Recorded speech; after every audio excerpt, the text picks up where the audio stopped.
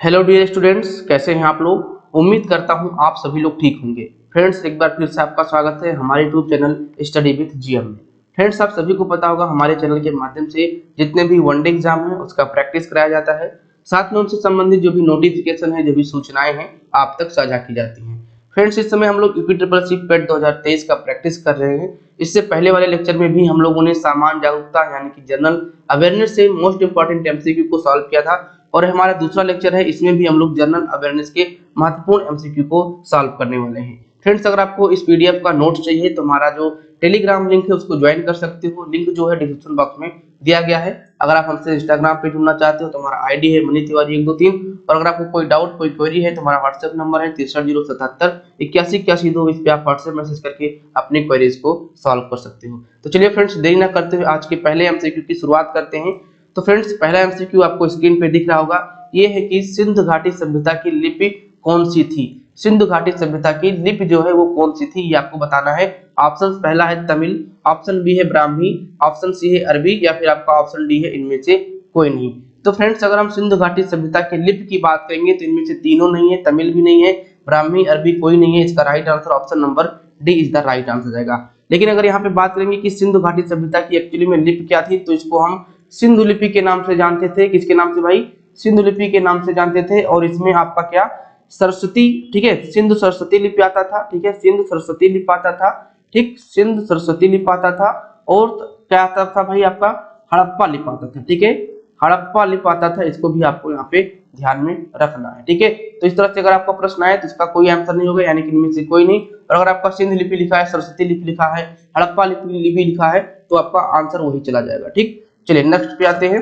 Next हमारा second number का MCQ है। ये क्या है कि ऋग्वेद में कुल कितने मंडल हैं। ऋग्वेद में कुल कितने मंडल हैं? ऑप्शन हमारा है पहला 7, ऑप्शन दूसरा है 9, और ऑप्शन तीसरा है 10, और आपका ऑप्शन लास्ट यानी कि डी है वो आपका 8 है। तो फ्रेंड्स, अगर ऋग्वेद के कुल मंडल की बात करें तो टोटल आपका यहाँ पे 10 हो जाता है। तो ऑप्शन नंबर यहाँ पे सी इज द राइट आंसर जाएगा।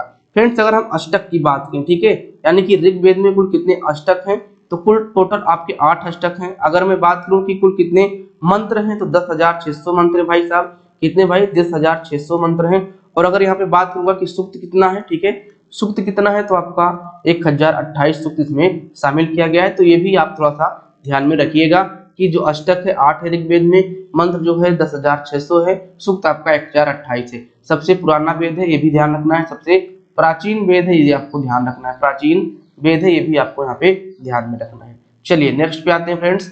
नेक्स्ट हमारा 3 नंबर का एमसीक्यू है। ये कह रहा है कि महावीर स्वामी को मोक्ष कहाँ प्राप्त हुआ था। महावीर स्वामी को मोक्ष कहाँ प्राप्त हुआ था, ये आपको बताना है। ऑप्शन ए है पाटलिपुत्र, दूसरा आपका है पावापुरी, तीसरा आपका है उज्जैन, और आपका ऑप्शन डी है वो आपका लुम्बिनी। तो फ्रेंड्स, अगर इसके राइट आंसर की बात करें, यानी कि महावीर स्वामी को मोक्ष कहाँ प्राप्त हुआ था, तो ये आपको पावापुरी में प्राप्त हुआ था। तो option number B is the right answer जाएगा। अगर मैं लुम्बिनी की बात करूं, ठीक है, लुम्बिनी किसके संदर्भ में है भगवान?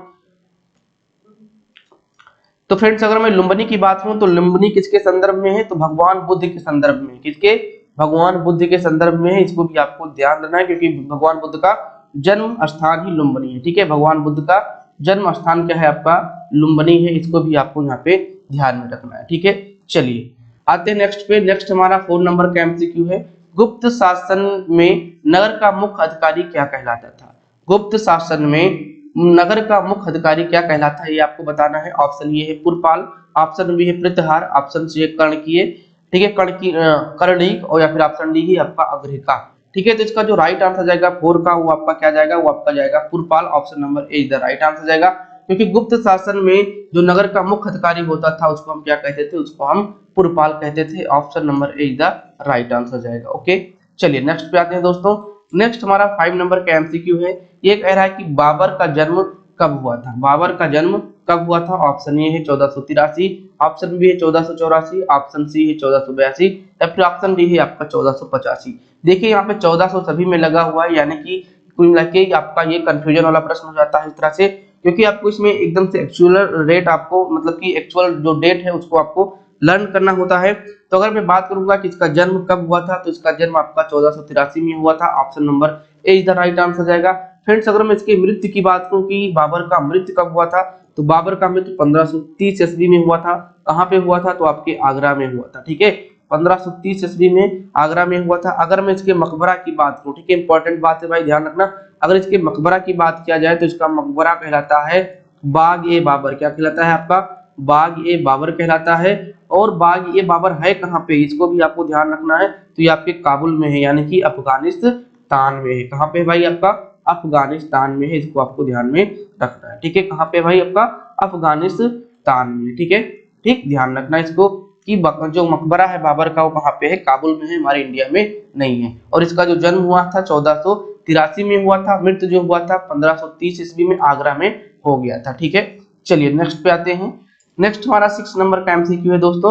ये कह रहा है कि लॉर्ड हार्डिंग ने बंगाल का विभाजन किस वर्ष रद्द कर दिया था? ठीक है, लॉर्ड हार्डिंग ने बंगाल का विभाजन किस वर्ष रद्द कर दिया था?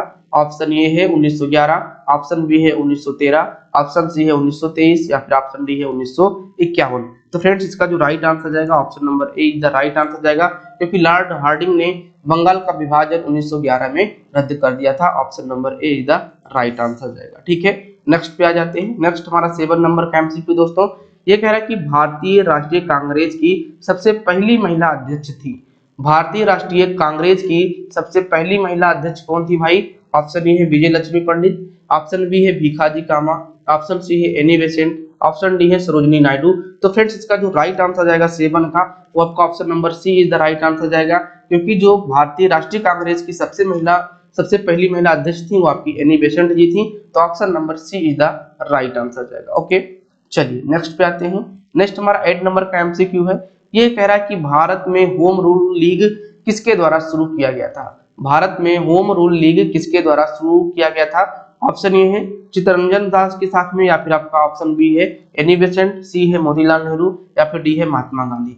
तो फ्रेंड्स अगर मैं बात करूंगा होम रूल लीग की, तो इसकी जो स्थापना है 1916 में की गई थी। ठीक है, 1916 ईस्वी में किया गया था। और इसमें 2 लोग शामिल थे। कौन कौन भाई? एक तो आपकी शामिल थी कौन, यहाँ पे एक एनी बेसेंट जी शामिल थी, तो ऑप्शन नंबर बी तो इसका राइट आंसर हो जाएगा। लेकिन अगर मैं बात करूं बाल गंगाधर तिलक, तो ये भी यहाँ पे शामिल थे। ठीक है, बाल गंगाधर तिलक भी शामिल थे, तो इसको आपको ध्यान में रखना है। ठीक है, बाल गंगाधर तिलक भी शामिल थे। ठीक है, तिलक भी मैं लिख दे रहा हूँ तो आपको समझ में आ जाएगा। ठीक, तो आपका एनी बेसेंट और आपके कौन बाल गंगाधर तिलक दोनों ने इसको मिलकर शुरू किया था 1916 में। तो अगर ऑप्शन में इस तरह से आता है कि 2 लोगों का नाम दे दिया जा रहा है, तो आपको ये ध्यान रखना है कि एनी बेसेंट और बाल गंगाधर तिलक दोनों लोगों का नाम आ रहा है, तो वहाँ पे वही आपका राइट आंसर हो जाएगा। ठीक है, समझ में आ गया होगा। चलिए नेक्स्ट पे आते हैं फ्रेंड्स। नेक्स्ट हमारा 9 नंबर का एमसीक्यू है। 9 नंबर का एमसीक्यू कह रहा है कि यंग इंडिया साप्ताहिक पत्रिका कौन प्रकाशित करते थे? यंग इंडिया साप्ताहिक पत्रिका कौन प्रकाशित करते थे? ऑप्शन ए है महात्मा गांधी, ऑप्शन बी है लाला लाजपत राय, या फिर आपका यहाँ पे है ऑप्शन सी बाल गंगाधर तिलक, या फिर आपका ऑप्शन डी है मोतीलाल नेहरू। तो फ्रेंड्स इसका जो राइट आंसर जाएगा महात्मा गांधी, क्योंकि यंग इंडिया साप्ताहिक पत्रिका महात्मा गांधी जी प्रकाशित करते थे। ऑप्शन नंबर यहाँ पे आपका ए इज द राइट आंसर जाएगा। ठीक है, चलिए नेक्स्ट पे आते हैं भाई साहब। नेक्स्ट हमारा है 10 नंबर का एमसीक्यू। ये कह रहा है कि चौरा चोरी कांड कब हुआ था? ठीक है, चौरा चोरी कांड कब हुआ था? ऑप्शन ए है 5 जनवरी 1922, ऑप्शन बी है 15 मार्च 1922, ऑप्शन सी है 5 फरवरी 1922, या फिर आपका मार्च, ठीक है, ऑप्शन डी है 23 मार्च 1919।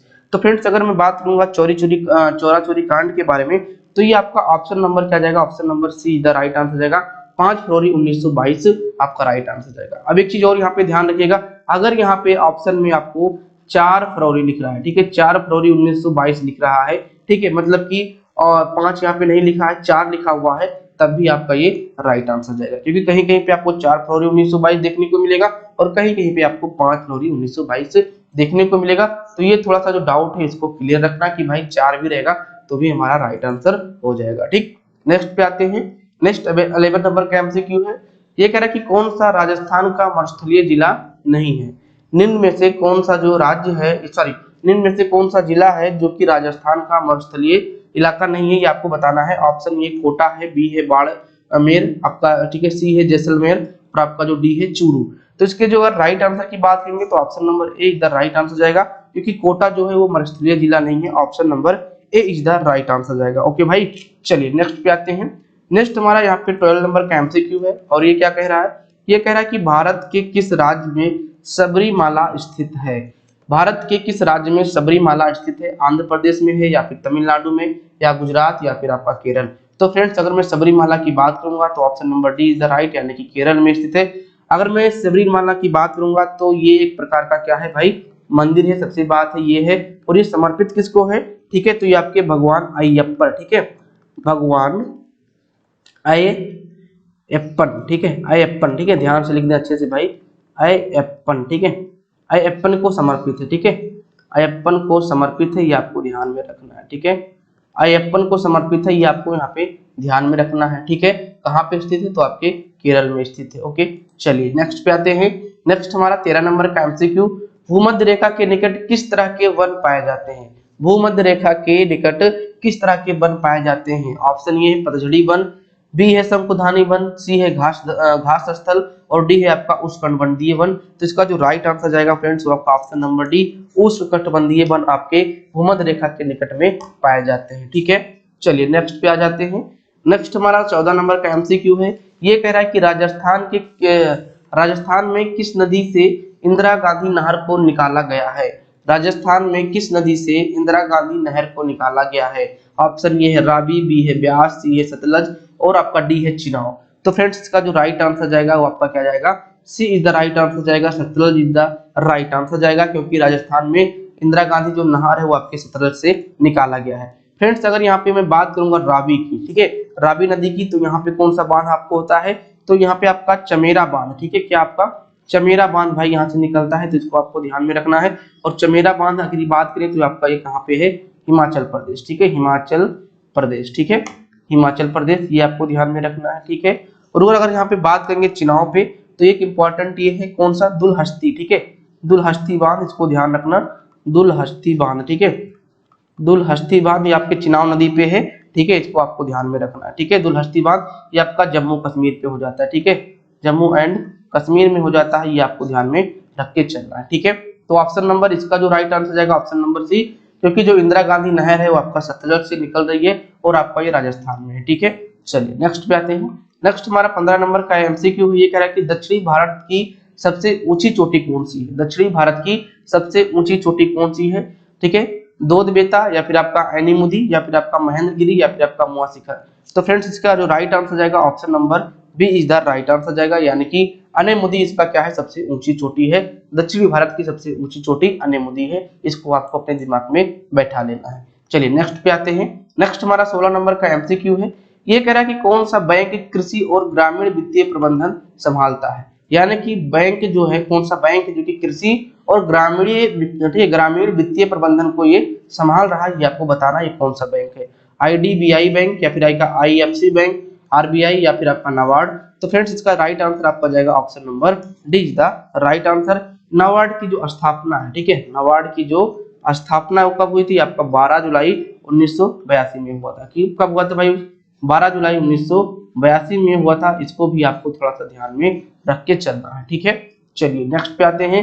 नेक्स्ट हमारा 17 नंबर का एमसीक्यू है, ये कह रहा है कि सीआरआर क्या है? सीआरआर क्या है? वह दर जिस पर वाणिज्य बैंक आरबीआई से पैसा उधार लेता है, वह दर जिस पर आरबीआई वाणिज्य बैंकों से पैसा उधार लेता है, या फिर ऑप्शन सी है वह दर जिस पर आरबीआई विदेशी बैंकों के साथ बिक्री और पूंजी संपत्ति की खरीद का फैसला लेता है, या फिर ऑप्शन डी है क्या नकदी का अनुपात है जिसे वाणिज्य बैंकों को आरबीआई के पास जमा करना पड़ता है। तो फ्रेंड्स इसका जो राइट आंसर जाएगा ऑप्शन नंबर डी ही राइट आंसर जाएगा, क्योंकि जो सीआरआर का फुल फॉर्म होता है वो होता है कैश, ठीक है, कैश रिजर्व, क्या होता है भाई? कैश रिजर्व रेशियो, ठीक है, कैश रिजर्व रेशियो होता है। तो यही कैश रिजर्व जो रेशियो है ये नकदी का अनुपात है जिसमें वाणिज्य बैंकों को आरबीआई के पास जमा करना पड़ता है। तो option number D is the right answer जाएगा, ठीक है। चलिए नेक्स्ट पे आते हैं। नेक्स्ट हमारा 18 नंबर का एमसीक्यू, ये कह रहा है कि भारत में वाणिज्य कर यानी कि टैक्स कौन लगाता है? तो भारत में टैक्स कौन लगाता है? राज्य सरकार, केंद्र सरकार, राज्य और केंद्र दोनों सरकार, या फिर आपका स्थानीय सरकार। तो फ्रेंड्स इसका जो अभी राइट आंसर जाएगा वो आपका option number B is the right answer, केंद्र सरकार इज द राइट आंसर जाएगा, ठीक है। चलिए नेक्स्ट पे आते हैं फ्रेंड्स। नेक्स्ट हमारा 19 नंबर का एमसीक्यू है, और 19 नंबर का एमसीक्यू कह रहा है कि भारत में जो रुपया का प्रतीक चिन्ह है को किसने डिजाइन किया था? ठीक है, तो आपका ये जो रुपया चिन्ह है इसको किसने डिजाइन किया है? राकेश कुमार जी ने, या फिर आपका उदित राज, डॉक्टर ठीक है सॉरी डी उदय कुमार या फिर आपका राजकुमार। तो option number D is the right answer जाएगा। उदय कुमार जी ने जो रुपए का प्रतीक है उसको इन्होंने डिजाइन किया है। ठीक है, नेक्स्ट पे आते हैं फ्रेंड्स। नेक्स्ट हमारा 20 नंबर का प्रश्न है। ये कह रहा है कि चौथी पंचवर्षीय योजना की अवधि क्या है।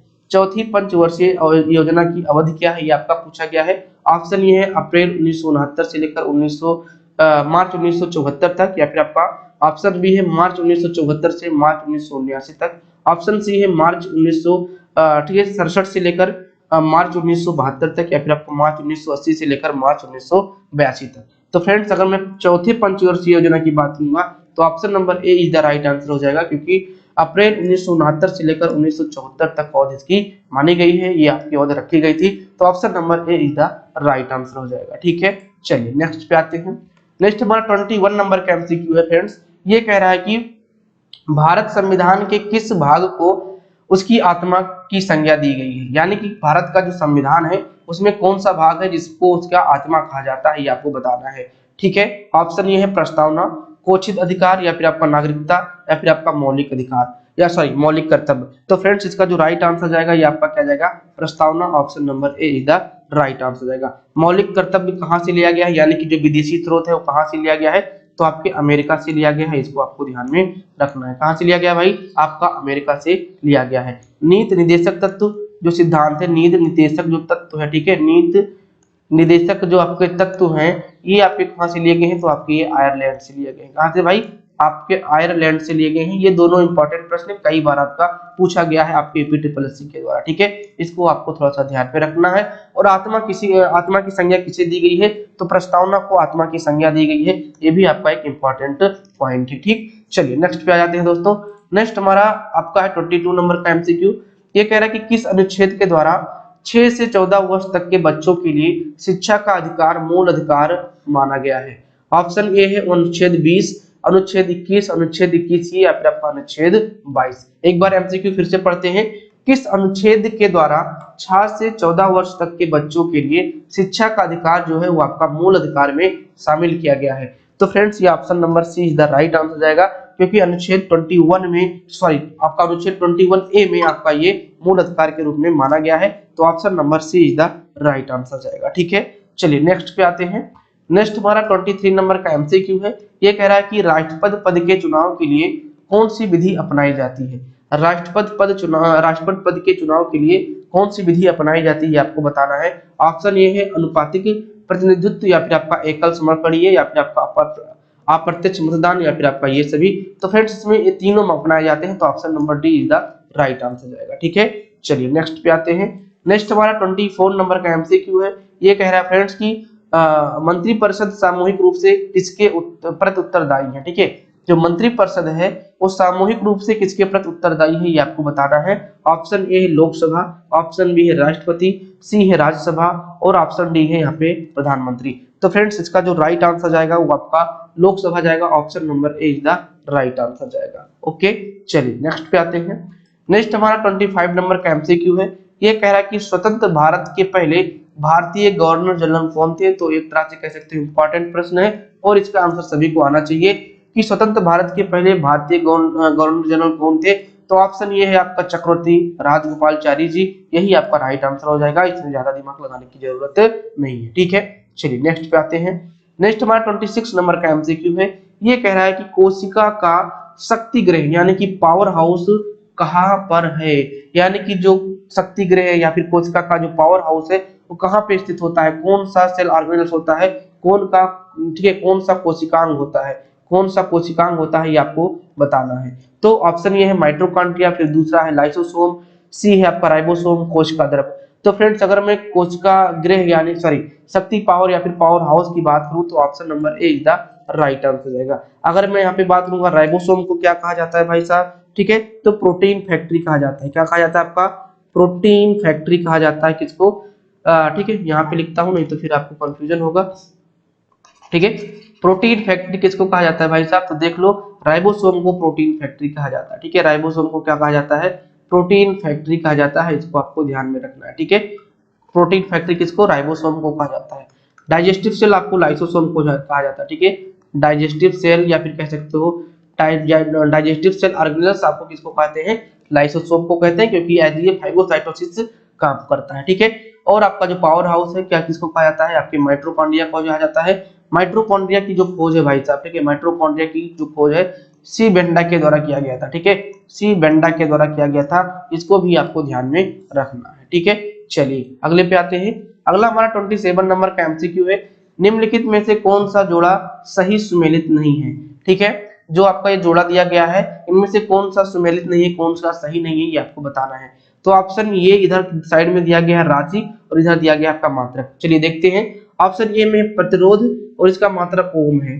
फिर आपका ऑप्शन बी है विद्युत धारा, इसका मात्रक है आपका वोल्ट। तापमान है आपका कोरकीन, ठीक है, कोरकीन नहीं होगा भाई, यहाँ पे केल्विन होगा, ठीक है। क्या होगा आपका,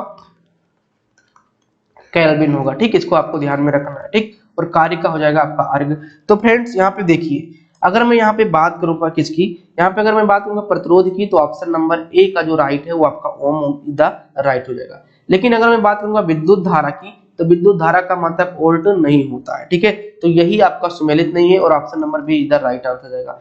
तापमान का केल्विन हो जाएगा, कार्य का जो आपका हो जाएगा वो आपका क्या हो जाएगा, अर्ग हो जाएगा, ठीक है। तो एक्चुअली में विद्युत धारा का मात्रक होता क्या है भाई, ये भी तो सही करना है। विद्युत धारा का मात्रक होता क्या है, तो विद्युत धारा का जो मात्रक है वो आपका एम्पियर होता है। क्या होता है आपका, एम्पियर होता है, ये आपको ध्यान में रखना है, ठीक है। और अगर मैं बात करूंगा वोल्ट किसका होता है, तो जो विभवांतर है भाई साहब, ठीक है, विभवांतर, इसको ध्यान में रखना, जो विभवांतर है उसका जो मात्रक है वो आपका क्या हो जाता है, वोल्ट हो जाता है, ठीक है। विभवांतर का मात्रक क्या हो जाता है, वोल्ट हो जाता है। यहाँ पे कार्य लिखा है, कार्य की अगर हम एसआई मात्रक की बात करूंगा, ठीक है, एसआई पद्धति में, तब ये आपका क्या हो जाएगा, जूल हो जाएगा, ठीक है। तो बहुत लोग अर्ग वाला भी गलत करके चले जाते हैं, लेकिन एसआई में भाई जूल होता है और आपका अर्ग है, ठीक है, ये आपको ध्यान में रखना है। राइट आंसर जो आपका जाएगा ऑप्शन नंबर बी इधर राइट आंसर जाएगा, क्योंकि विद्युत धारा का जो मात्रक है वोल्ट नहीं होता है, इसका जो मात्रक है एम्पियर होता है, ठीक है। नेक्स्ट पे आ जाते हैं। नेक्स्ट हमारा 28 नंबर का एमसीक्यू है, मानव मस्तिष्क का सबसे बड़ा भाग कौन सा है, प्रामस्तिष्क, अनुमस्तिष्क, या फिर आपका मेडुला ऑब्लंगेटा, या फिर आपका मेरुरज्जु। तो भाई अगर मैं बात करूंगा मानव मस्तिष्क का सबसे बड़ा भाग कौन सा है, तो ये आपका जाएगा ऑप्शन नंबर ए, प्रामस्तिष्क सबसे बड़ा भाग है, ठीक है। और अगर मैं बात करूंगा सबसे छोटा भाग कौन सा है, ठीक है, छोटा भाग कौन सा है, मानव मस्तिष्क का छोटा भाग कौन सा है, तो आपका ये हाइपोथैलेमस हो जाता है। क्या हो जाता है आपका, हाइपोथैलेमस हो जाता है, ध्यान में रखना, ठीक है। थैलेमस हो जाता है, हाइपोथैलेमस हो जाता है, इसको दिमाग में बैठा लेना भाई कि बड़ा प्रामस्तिष्क और छोटा आपका हाइपोथैलेमस हो जाता है, ठीक है। चलिए नेक्स्ट पे आ जाते हैं दोस्तों। नेक्स्ट हमारा आपका है 29 नंबर का एमसीक्यू, ये कह रहा है कि अम्लराज यानी कि एक्वारिजिया में शांत यानी कि कंसंट्रेटेड HCl और शांत यानी कि कंसंट्रेटेड, ठीक है, HNO3 यानी कि नाइट्रिक एसिड और आपका सोडियम हाइड्रोक्लोराइड का जो अनुपात है वो आपका क्या होता है। तो अम्लराज जो है फ्रेंड्स, ठीक है, सबसे पहले आपको ये जानना है कि जो अम्लराज है एक प्रकार का कह सकते हो हार्ड एसिड है, ठीक है, हार्ड एसिड है। और अगर मैं बात करूंगा इसमें क्या क्या मिला होगा, तो आपका कंसंट्रेटेड HCl मिला होगा यानी कि, ठीक है, हाइड्रोक्लोरिक एसिड मिला होगा और आपका कंसंट्रेटेड, ठीक है, HNO3 यानी कि, ठीक है, नाइट्रिक एसिड मिला होगा। बट इसमें रेशियो बहुत ही इंपॉर्टेंट होता है कि जो आपका HCl है वो आपका 3 होगा और आपका जो एक भाग क्या होगा आपका, ठीक है, HNO3 होगा, कंसंट्रेटेड HNO3 होगा। तो ये 3:1 का यहाँ पे बनता है कॉम्बिनेशन। तो option number B is the right answer जाएगा, क्योंकि जो आपका अम्लराज है इसको हम एक्वारिजिया के नाम से भी जानते हैं, उसमें सांद्र HCl और सांद्र HNO3 होता है, इसका जो अनुपात होता है 3:1 होता है, ठीक है। चलिए नेक्स्ट पे आते हैं। नेक्स्ट हमारा 30 नंबर का एमसीक्यू है फ्रेंड्स, ये कह रहा है कि निम्नलिखित में से कौन सा बल का मात्रक नहीं है। तो देखिए फ्रेंड्स ऑप्शन ये है, ठीक है, किलोमीटर प्रति सेकंड स्क्वायर, दूसरा न्यूटन है और तीसरा डाइन है और चौथा आपका वाट है। तो यही आपका राइट आंसर जाएगा, क्योंकि बल का मात्रक क्या है, वाट नहीं है, और तीनों की तीनों है, न्यूटन है, डाई है, किलोमीटर प्रति सेकंड है, ये आपके हैं। वाट किसका है आपको पता ही चल गया होगा, विभवांतर का मात्रक है वाट, ठीक है, किसका, विभवांतर का जो मात्रक है वो है आपका वाट, ठीक है। तो टोटल फ्रेंड्स हमारे पास 30 एमसीक्यू थे, हम इनको बहुत ही बेहतरीन तरीके से एक्सप्लेन करने की कोशिश की है। हमें उम्मीद है कि आपको ये सारे एमसीक्यू बहुत ही अच्छे तरीके से समझ में आए होंगे, और ये विश्वास रखिए कि जितने भी एमसीक्यू हमने आपको दिए हैं बहुत ही इंपॉर्टेंट है, आपके किसी ना किसी यूपीट्रिपल एग्जाम में पूछे गए हैं। इसीलिए ये अनुमान लगाया जा सकता है कि जो पेट 2023 का एग्जाम है उसमें ये प्रश्न आ सकते हैं। तो डेली जो हम प्रैक्टिस करा रहे हैं फ्रेंड्स, आप प्रैक्टिस करते रहिए। अभी हम लोग 30-35 प्रश्नों का एमसीक्यू करा रहे हैं, आगे धीरे धीरे हम लोग 50 से 100 ऐसे कराते जाएंगे, ताकि आपका बेहतरीन तरीके से प्रैक्टिस हो पाए। अगर आपको इसका पीडीएफ चाहिए तो हमारा जो टेलीग्राम का लिंक है डिस्क्रिप्शन में दिया गया है, आप जाके वहां से ज्वाइन कर सकते हो। हमारा इंस्टाग्राम आईडी है मनीष तिवारी 123, यहाँ पे जाके फॉलो कर सकते हो।